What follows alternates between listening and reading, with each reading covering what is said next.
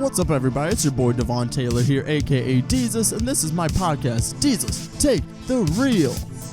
No, this is not a religious podcast. This is a podcast where we talk movies, we talk life, we get a little weird. So unless movies are your religion, in that case, consider me your Lord and Savior. Each week, each episode is themed, a very specific theme, depending on what's going on, who is here. And the only one here today is me. No guest today. This is a solo show. But guys, I am fucking hyped. I haven't prepared for a solo show this well in so long, and I'm super excited for what we're going to be talking about on this week's episode. And not only am I excited for this episode, but I'm also recording this on a very particular day. I usually record episodes on Mondays before the Tuesday before they come out, because episodes come out every single Tuesday. But I am recording on Friday, and not just any Friday, guys. It is Friday the 13th. Boom, boom, boom. Ooh, spooky. Yes, it is Friday the 13th. It is very gross outside. This is my shit, guys. I love spooky stuff. I love it when it's gross outside. I love it when it's nice and gloomy, because everyone else is gloomy. And when everyone else is gloomy, it makes me happy, because I'm fucked up like that, guys. But, so I'm super excited. And not only that, Friday the 13th is the premiere of The Bye-Bye Man, the first horror movie of 2017. In case you guys didn't know, I love horror movies. They are my shit. Probably my favorite type of movie. Besides just kind of general indie. But man, I love horror movies so much, and 2016 was a fantastic year for horror. I keep saying it because I really believe it. We had so many awesome horror movies, so I'm hoping that 2017, that we start off on the right foot, and we have 2 horror movies right out the gate in January. So we have The Bye-Bye Man, which comes out today. And so here's the thing, I'm going to do something really cool for this episode. I'm currently recording this episode before I see The Bye-Bye Man. I'm only going to record the first half of this show, and then I'm going to go see the movie, and then the second half will be after The Bye-Bye Man, and then I will review the movie. But, so on today's show, I will be previewing and reviewing The Bye-Bye Man. I'll be previewing Split, which comes out next week. It is another M. Night Shyamalan, Ding Dong, Shamhammer himself. He is back, I think. I absolutely loved The Visit. It was a fantastic return to form for M. Night, so I'm really excited for Split, and this stars Anya Taylor-Joy from The Witch, so she's already becoming a horror vet, and James McAvoy. I am super excited for this film. It's gotten really good reviews, early reviews, and festival reviews. It's gotten a really good reception. Like I said, I think M. Night is back, so I'm super excited for that. So I'll preview that movie a little bit as well. For the opening of today's show, instead of doing Netflix and Roast, so what I've decided is whenever I do these solo shows, the opening segment will be Netflix related. It might not always be a roast. Sometimes I'll watch a shitty movie and I'll roast it, like I did with M. Sandler's The Ridiculous Six, or it will be themed, like I did with the Christmas episode, where I just talked about weird Christmas movies on Netflix. So for this horror-themed episode, we will call this Netflix and Kill, and what that will be is I will talk about some movies that are currently on Netflix. You can watch them right now. If by the time you watch this episode, the movie is not on Netflix anymore, I am very sorry, but believe that it was at some point. So as of now, it is on Netflix, and Netflix and Kill. So for people out there, the Netflix and chill generation, that's what us millennials are, and what we've turned into a activity which used to mean, hey, do you want to watch some movies on Netflix together? Now it just means, hey, you want to fuck? But me being the movie buff that I am, Netflix and chill is, I like to have sex. I like to get laid, guys. I'm a human being. But I genuinely like to watch movies, so I have a system in my head. People, you're about to learn some top secret information. Ladies, this is what goes through guys' heads whenever they're planning these Netflix and chill nights. And guys, I'm here to give you some tips, because you've probably been doing this wrong the entire time. And I am here to help you. I am showing you the proper Netflix and chill method, but it has a horror twist to it, so this is Netflix and Kill. But before we get into that game, I also want to tease some really interesting news. Not interesting news, I suppose, but some very exciting news. The podcast has been doing pretty well so far. It's been doing good numbers, and I'm very proud of it, and I feel really comfortable doing it, and I have so much fun doing it. Well, I will be expanding here pretty soon, so all I'm going to do is tease it right now, but in the next couple of weeks, I will possibly have some very exciting news. Let's just say a lot more people are going to get a chance to listen to the podcast, and that is super exciting. I'm really excited about the stuff that I will be bringing podcast-wise and to my YouTube channel, because there's going to be a lot of new stuff on my YouTube channel as well. So just make sure you are subscribed to the iTunes feed for my podcast. You can listen on iTunes, Stitcher, Spreaker, Google Play Music, and on my YouTube channel as well. So make sure you're just subscribed to the YouTube channel, and you can have my podcast and the videos all in one place if that's what you prefer. But make sure you are subscribed on iTunes. Rate and review on iTunes are huge. If you rate and review my podcast 5 stars and write a nice little review, I will shout you out not only on the show, on the following episode, I suppose. I will shout you out on Twitter as well, because these rate and reviews are huge. I really need them. Not I need them, we need them. So that way the podcast can continue to grow and more people can listen to it. So yeah, be doing that, podcast episodes every Tuesday. So let's go ahead and get into Netflix and Kill. All right, so leading into Netflix and Kill, like I told you, I'm going to be letting you in on some top secret information. Fellas, if you have not been doing Netflix and Chill correctly, I am going to show you how. Females, you are just getting an insight into the male psyche. Or at least my psyche, the only one that matters, because this is my show, and yeah, take it or leave it, whatever. So go ahead and get your notepads out ready, because this is how you properly Netflix and chill.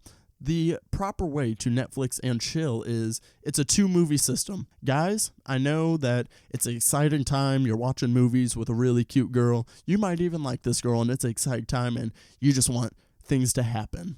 Well, take your time. You can't rush into it. This is a 2-movie system thing. My preferred way of doing it is you pick 2 movies. The first movie is always a horror film. It is always a horror film. You're going to get to pick the movie anyways, because let's face it, the females are pretty indecisive most of the time. So you're going to get to choose this film. You choose a horror film. 1, because, scary movies. You're going to get close. You're going to cuddle. She's going to get real scared and latch onto you. Obvious reasons. But for me, I just love horror films. I just love horror films in general, and I love showing people good horror films, because I feel like so many people are used to just shitty horror films, and that's why horror films get such a bad rap. But lately, like I said, there have been so many awesome horror films, and Netflix has really stepped up its game in the horror department. It used to be just all the B and C rate films, the really shitty horror films, but now we are getting good ones. We are getting independent horror films that are released on the Netflix, and there are some really good ones on there. So I am going to give you 3 horror films that are currently on Netflix to help you successfully achieve Netflix and chill status. So these are 3 films that are currently on Netflix as we speak, and I will tell you why these are good movies to watch. The first movie I will tell you about is Odd Thomas. This is, it stars Anton Yelchin, rest in peace, and it's not really a horror film, I suppose. It's a supernatural film, but not only that, it is a romance film. This movie, it tells the story of a relationship between Thomas and his girlfriend Stormy, and they have such a very cute, interesting relationship, and that's what this movie is about. It just happens to be there's a bunch of other supernatural, paranormal stuff around it. So you have Thomas, he has these powers, and he can see spirits and demons and monsters, and he uses these abilities to either help ghosts, move on to get peace or whatever if they had some unfinished business. He does things like that. Well, some crazy stuff happens in his town, and he is trying to help solve some murders because he frequently works with the police department. And this is a fantastic film. 1, it is super funny. 2, it has some awesome action in it. 3, Anton Yelchin is awesome. And like I said, 4, the relationship in this film, it's so sincere. You really buy into the relationship. And no spoilers, but the end is going to break your heart just a little bit. So Odd Thomas is a good pick because you're going to get some scares out of it, but it's just a really fun movie to watch. You don't really have to think about it too much. It's just mindless fun, but it is a very entertaining and sincere film. So definitely check out Odd Thomas. That is a fantastic choice for Netflix and chill. Next up, I will talk about probably the scariest movie out of these three, and a lot of people have checked it out already, but if you haven't, it is The Babadook.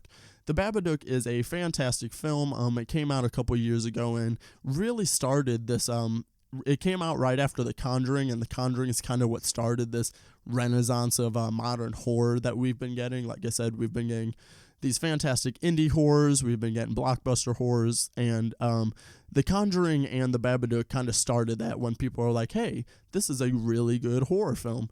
And it premiered on Netflix. That's where it got its popularity from. So The Babadook is it's a horror film. It's a psychological horror film, but the way it's a psychological horror film is this film really studies mental illness and disguises it as a monster movie. You have this mom and you have this son, and they are haunted by this book. And not only are they haunted by this book, but they are haunted by things that have happened in their real life. They had a tragedy happen to them, so they are haunted in that aspect, but then they are also haunted by this book. And the way that the film, like I said, it intertwines mental illness, and not only that, it has a wonderful performance by the mom. I can't think of her name at the moment, but she is fantastic, and it's a very good mother-son relationship in a film. And like I said, the way they approach mental illness in this film is fantastic, and disguising it as a monster film. And it's very scary, though. That's the thing with this film. Like I said, this is easily the scariest of the three, and it's a pretty terrifying film. So if you watch this film when you're watching it with a girl or a man that you're trying to, you're going to get some really good scares from this film. And they aren't cheap jump scares either. You get some just really good scares, and that's going to bring you two closer. And yeah, so that is why you should check out The Babadook. Not only because it's a fun, scary movie to watch, you're going to get some genuine scares out of it, but it's also just a genuinely good film. Like, not even just a good horror film, it's just a good movie in general. So check out The Babadook. And the last movie that I will be telling you about for Netflix and Kill is my favorite of the three, and I'm so happy because it literally just got added onto Netflix. I tell people about this movie all the time, but they can never watch it, but now you can. I'm so glad that many more people are going to see this amazing film. It is It Follows. It Follows is one of my favorite horror movies of the past 15 years. It came out back in 2014. I believe it was like my number 3 movie of that year. Absolutely love this film. So what It Follows is about is it's about that's all this monster, this entity. I won't say monster, this entity, that's what it's called, it's it, and it can take the form of any human being. So it can take the form of someone you love or someone you may know. And the thing is, it is a sexually transmitted entity. So you pass this along by having sex with somebody. And that's all you can do to stop this monster is you have to keep passing it along. And the farther down the chain it goes, the farther it gets away from you. But here's the thing, it is always following you. It doesn't run or anything, but it literally just walks at you like Jason style. It never speeds up. It has one pace and just follows you. But that's the thing, it's just going to keep on following you. It does not stop. It does not eat. It's relentless. And it is a terrifying film because the cinematography for this film is just amazing. This is whenever I really started paying attention to like cinematography and music in horror films versus just the plot and the scares. Because this movie, it is shot gorgeously, but you have to pay attention to everything in every shot because you never know when like it is there. There'll be times you can see it like hundreds of feet, like way in the background. And it's such clever visual storytelling. And that's all it is. It's a very simple premise, but it's very smart. It's very modern as well because of, today's day and age, with, sex being being what it is, being sex. So it's a cool commentary on having safe sex, and it's obviously a metaphor for safe sex. But it is such a cool film because, one, it's very timeless. You don't really know if it takes place in modern time or in the past. I won't tell you how. I'll let you kind of discover that on your own. But that's a super cool aspect. And the music for this movie is phenomenal. Like, the score for this film, it's very definitely paying homage to John Carpenter. It's very heavy on the synth, and it's kind of what I took inspiration for my intro song. So check out It Follows. This is such a cool movie to watch.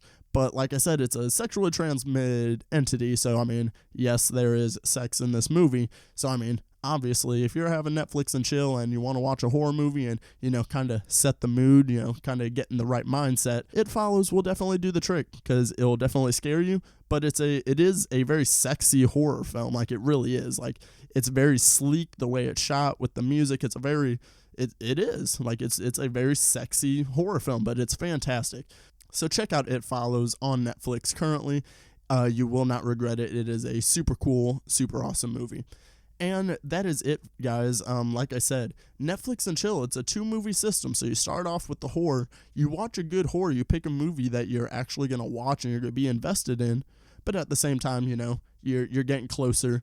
And then if your Netflix night makes it to a second movie alone, that already tells you that the night is going well, and you pick a mindless comedy, something you've both seen, because let's face it, you're not making it to the end of that second movie. You're welcome. So that will do it for Netflix and Kill. Okay, so for the next part of this show, I will be doing previewing. I'll be previewing Split, just telling you what it's about and why I'm excited for it, and I will be doing the same thing for The Bye Bye Man, and then I will stop recording.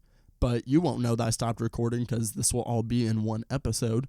And then whenever I come back, I will have seen The Bye Bye Man. I will review it for you. And then after that, for story time, I will be telling stories about some of my favorite horror movie experiences in the theaters this year, because I've had some really fun times at the theaters this year with watching certain horror films.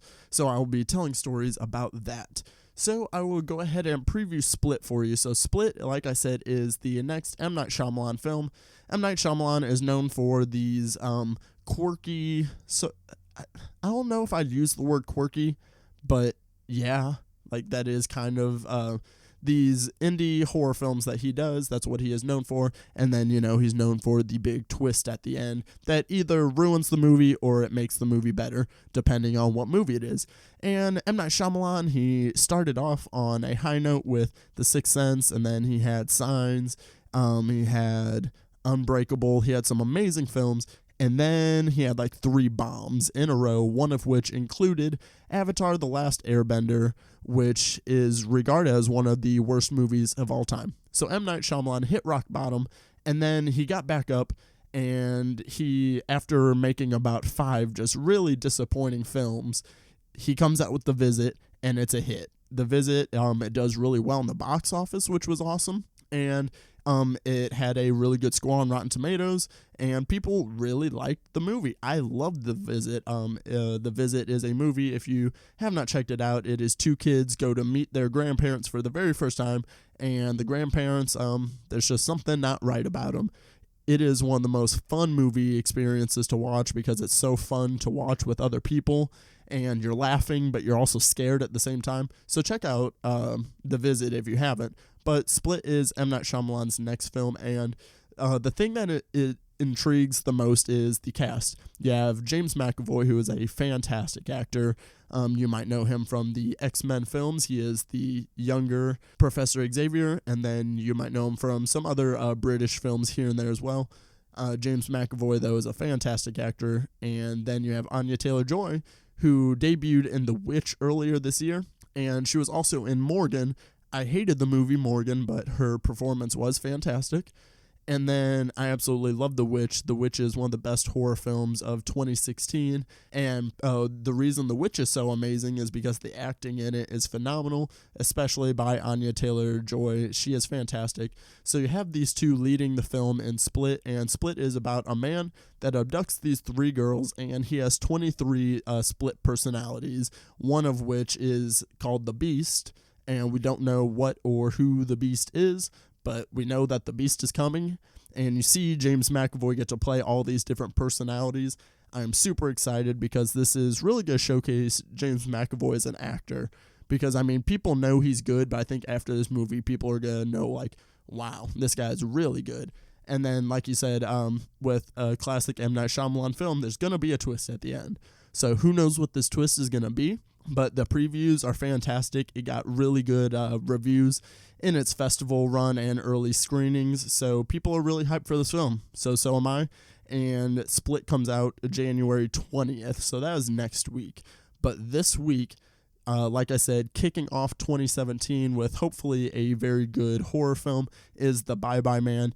The Bye Bye Man has, I didn't hear anything about it in its festival run, but the trailer has really been captivating people as a really cool trailer. You have Doug Jones portraying the title role, and this is it's an original monster movie, and that's what excites me the most. Because all the monster and slasher films we've been getting are just reboots or sequels or trequels or prequels or whatever. And we just keep getting the same stuff over and over again. So I am super excited to get, hopefully a new potential iconic monster. You never know. Like I said, Doug Jones is known for his work in makeup. He was in Pan's Labyrinth. He is in Crimson Peak, the Hellboy films. He frequents with Guillermo del Toro. But Doug Jones is a fantastic actor. So bringing a fantastic actor into a horror film, like I said, has been pretty successful, because that's the difference between shit horror films that are shitty, because they usually have shitty actors in it. A lot of horror films lately have been getting some really good acting talent, and that's what's been contributing to part of their success. So like I said, between having Doug Jones in this film as well as just the premise, pretty much the Bye Bye Man is like a boogeyman, and the more you think about him or speak about him or think about him or whatever, because that's like all over the poster, just says don't say it, don't think it, don't say it, don't think it, because that makes him more powerful. So it's kind of like a Freddy Krueger, but also, like I say, he's like almost like a boogeyman, and he makes you do things, he makes you see things, and I'm really excited. So hopefully this is a good film. Yeah, so I'm going to take a break for a sec. And boom. You remember how 5 seconds ago I said I had not seen The Bye Bye Man?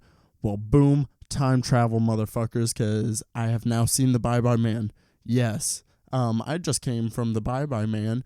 So I'm going to go ahead and review it for you real quick. So like I said, I've been really impressed with the horror of the past year, really the horror of the past few years. Like, we've gotten some just really good horror films, and it's a good time to be a fan of horror films.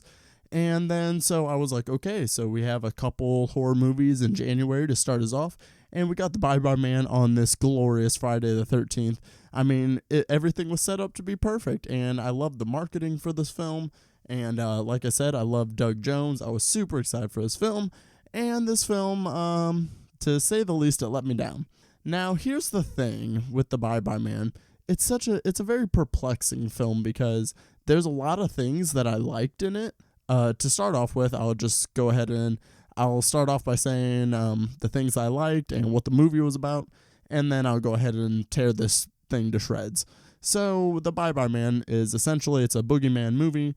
The more you think it, the more you say it, the more knowledge you have of him, the more powerful he is, and he's out to get you.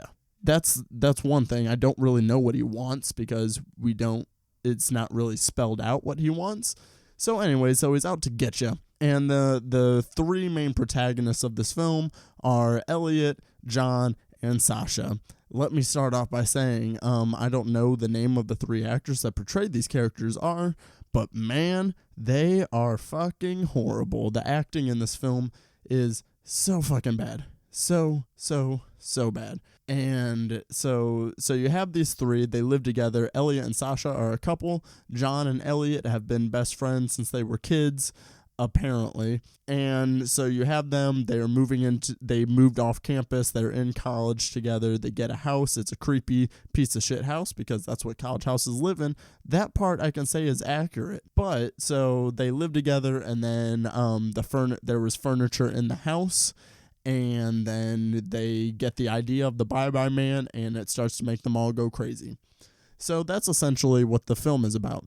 things that I liked about the film. One, the cold open was fantastic. I really, really enjoyed the cold open.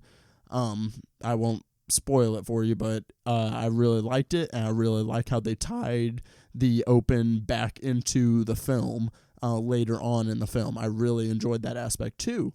The production team for the Bye Bye Man deserves so much more credit. They pretty much deserve all the positive credit for this movie because a lot of the camera work is fantastic. There are some really neat shots in this film. The score of this film is just way too good for this movie, for what quality movie this is. This score is fantastic. I'll put it up there with the score of It Follows, which is one of my favorites of the past couple of years. The score of this film is really cool, especially the main Bye Bye Man theme that we hear at the end of this film is so cool. And that's what creeps you out the most in this film is the score of this movie. The design of the Bye Bye Man, the few times that we do get to see him, which is not very often, they kind of market this movie as Doug Jones, really starring in it. We do not really get to see the Bye Bye Man all that much, but when we do, I really like the design. Cannot say the same for the dog. I'll get to that later. And then, what's another positive of this film? Yeah, I guess that's really about it. It's the production of this film. I'd say directing wise, I think the director, her name is Stacy something. I don't have the information pulled up right now, but I think she competently directed this film. But like I said, the script and the actors did this movie no favors whatsoever. So let me go ahead and start diving into the bad parts of this film. And I will say on the good half as well, it does have minimal jump scares, and the jump scares that it does have are actually pretty effective. There is some other cool, very effective scares. The introduction to the Bye Bye Man, the very first scene that we see him, is a very cool scene. It's very natural and organic. It's very subtle. They didn't do a super jump scare, so I really enjoyed that. So most of the scares in this film do work pretty well. Most of them. So going back into the bad of this film, so like I already said, the acting in this film is just horrific. There's no ifs, ands, or buts about it. I know the dialogue of this film is really bad, but the actors are they're really bad. Especially the girl that plays Sasha, I feel like she was reading from cue cards, as they shot this film, because her line delivery is just so bad. She made it very apparent that she was in a movie. And yeah, the acting of this film is absolutely horrific. So, on to the script of this film. The script of this film, so they create an interesting backstory for the Bye Bye Man on, how it came to be, at least how it came to be of what's going on in the movie.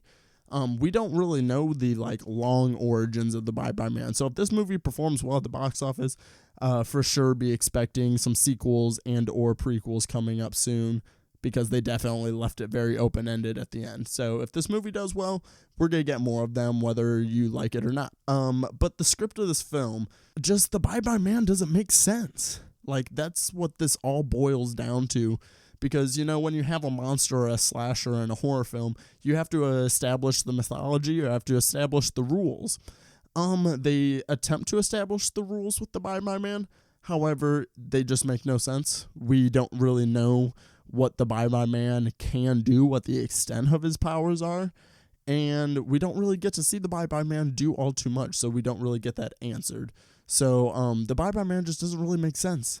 And like I said, we don't really know what the Bye Bye Man's motives are, because pretty much he wants to kill people, but at the same time he doesn't want to kill people, because the more people that are alive that know of his name give him more power. So he doesn't want to kill them, but at the same time he does. It made no sense. Or he only wanted to kill certain people. I don't know. That's the biggest thing that doesn't really make sense with him. But then let's talk about the Hound. The Hound is pointless. It is very shitty CGI. They probably could have saved a lot of money on using the CGI, and they could have put that money elsewhere or just saved that money, because the Hound is absolutely pointless, does not need to be there. It is just something to give the Bye Bye Man some more characteristics. That's pretty much all the Hound is there for, and it was really bad. Like, the effects are horrible. I was giving the production team high praise just a second ago, but I gotta bring them fucking down to level because that dog was so fucking shitty. So shitty. I mean, accept all the other compliments I give the production team, but the CGI team for the Hound is absolutely horrible. And then, so the dialogue of this film is also really bad. Like, everything is so explanatory. There's storytelling you have to balance, like, you know, telling the story through dialogue, but you also have to have the visual storytelling aspect. This movie doesn't show you anything, it just tells you everything. The dialogue is pretty much all exposition coming from any character at any point in this film. And they tried to establish a backstory and give these characters personalities and characteristics, but really they're not even trying to give them genuine characteristics. They're just trying to give them characteristics that are going to come up later in the plot of the movie. So that way it makes somewhat sense, but in the end it does not make sense. That's all I'm going to rant about the Bye Bye Man because it's not worth the words. Like I said, I enjoyed the production of it. The camera work of this film is really good. The score of the film is really good, but everything else of this movie is pretty damn bad. I'd say I'd give it a 4.5 out of 10. Like, I was laughing during this movie more than I was scared, which sucks because I was just telling someone like I love me a really good horror film. Like, I do. I love a good horror film with good acting and good writing and just a good film. But at the same time, you can have fun during a bad horror film because horror films are all about the experience. And The Bye Bye Man, like I said, it does have some pretty good scares in it. At the same time, I was literally just holding the bridge of my nose, like, under my glasses. You know, that look. That, like, just, oh, what the fuck am I watching right now? I did that multiple times during this showing, and again, I was laughing a bunch too because the acting is so bad in this film. So 4.5 out of 10. Check it out if you want. And this brings up a question: why do they make PG-13 horror films anymore? I cannot remember the last PG-13 horror film that I genuinely enjoyed. I mean, I'm sure there's one in there somewhere. I'd have to go back, but, like, what's the point? If you're not going rated R, you're not showing blood, you're not showing the kills, what is the point?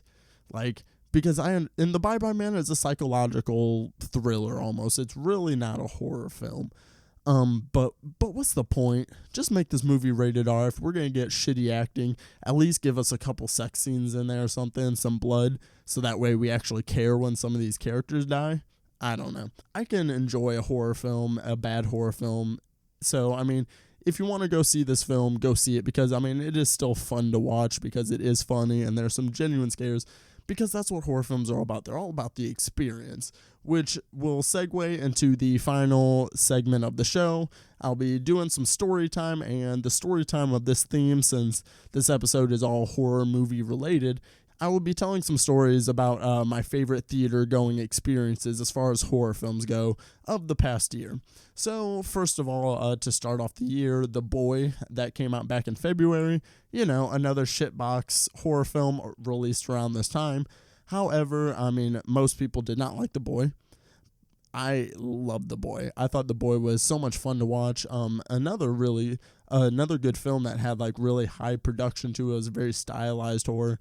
And I went with about 5 or 6 of my coworkers, and we had an absolute blast watching this film. We were laughing, we were scared, but we actually just enjoyed the film as a whole, and it was just a really fun experience. But I mean, the third act of the film, where the, I'm doing air quotes right now, twist happens, I mean, we all lost our fucking shits, and it was so funny. I really enjoyed The Boy. I know not many people did, but I thought The Boy was pretty, it's not a fantastic film, but like I said, it's all about the experience, and we had an awesome experience watching it. But what easily takes the cake as my favorite horror film movie-going experience this year is Don't Breathe. Don't Breathe, I believe, is my number 3 film of the year. Like, I absolutely loved Don't Breathe. Fede Alvarez is a super talented director. He was the one that directed the remake of The Evil Dead.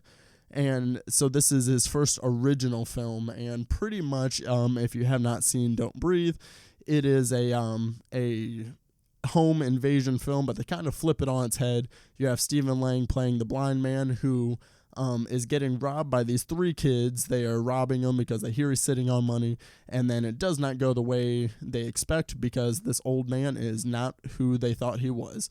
And the tables turn, and the hunters become the hunted, and that's what Don't Breathe is about, and it's so fucking good. And it was one of my favorite, or it is my favorite theater-going experience as far as horror films go of the past year, because the audience was so engaged, because this movie had such good writing. It set everything up so well, and there were stakes, and the stakes were there, and you cared, and the atmosphere that the film put you in was just, oh my goodness. So Don't Breathe is a film that's made to be like watched in a theater. I fully expect whenever I watch Don't Breathe again, when I watch it at home or something, I probably won't have the same experience, which sucks. But at the same time, this film was made to watch in the theater with a lot of people. I went with one of my coworkers. I mean, we just had a blast watching this, because as the story unfolds and you see things pay off that were set up earlier in the film, and you really see how well written this film was, that was very satisfying just from a film going experience. But man, the scares, because the atmosphere that Don't Breathe creates, it really puts you in the situation that these cat burglars are in. The tone and the atmosphere is just, it's perfect. Don't Breathe is so much fun. But then, if you have not seen Don't Breathe, I will not spoil it for you. But all I have to say is Turkey Baster. That scene, just seeing, not only my reaction, because I had a very audible, big reaction to this scene, and then so did everyone else, though. Just watching people lose their shits during this scene. Oh my goodness, I want to talk about it so bad, but I know there's still a lot of people that haven't seen the movie. Check out Don't Breathe, guys. It is such a fun film to watch. Get together, have a movie night, have a Netflix and chill night even. You can watch it by yourself and have fun, but like I said, Don't Breathe is one of those movies that it's made to enjoy with people, with an audience, and it is so fun. And so that would be definitely my favorite theater-going experience of the year as far as horror films go. And that will go ahead and do it for story time, which means that we'll go ahead and do it for the show. Hopefully I gave you guys some good suggestions for some Netflix and chill, or Netflix and kill, if you will. Hopefully I gave you some good insight and some good suggestions there. I hope that you enjoyed my review of The Bye Bye Man. Make sure you check out Split next week, January 20th. Hopefully that will be another M. Night Shyamalan hit. So, and then hopefully you enjoyed some of my story time. Do you guys have any favorite theater going experiences that you've had this year, especially with horror films, but any film in general? Do you just have any film experiences that you really, really enjoyed? Tweet at me, let me know about it, guys. Hopefully by the time that this airs, or at least by next week's episode, I will have an official Twitter page for Deezus Take the Reel. But in the meantime, still follow me on my personal Twitter at Deezus12. Follow me on Instagram at Deezus12 as well. And then follow me on Facebook, Deezus Live, YouTube, Deezus Live. And then subscribe to the iTunes feed. Subscribe to the iTunes feed, share the episodes, listen with your friends. You can also find the show on Google Play Music, Stitcher, Spreaker, and I had another one. Well, I guess YouTube is the other one. I had another one. I can't really remember. I'm all over the place. I'm starting to lose track. But that's a good thing, because the more places that you can listen to this podcast, the more people will listen to this podcast. Check it out every single Tuesday. Rate and review on iTunes, guys. Next week on the podcast, I will be having Jason Lord. Yeah, look at me, guys. I'm planning my episodes in advance, so that way I can tell you guys about it. Super cool, right? And I will go ahead and tease one more time. Guys, in the next couple of weeks, there's going to be some changes to the podcast. Well, not to the podcast, but there will be some changes going on, and I am super excited about it. So that will go ahead and do it for this week's episode of Deezus Take the Reel. This is the podcast where we're talking movies, we're talking life, and we're just getting real weird. So check me out, tweet at me, guys, and I will catch you later. Peace out, motherfuckers.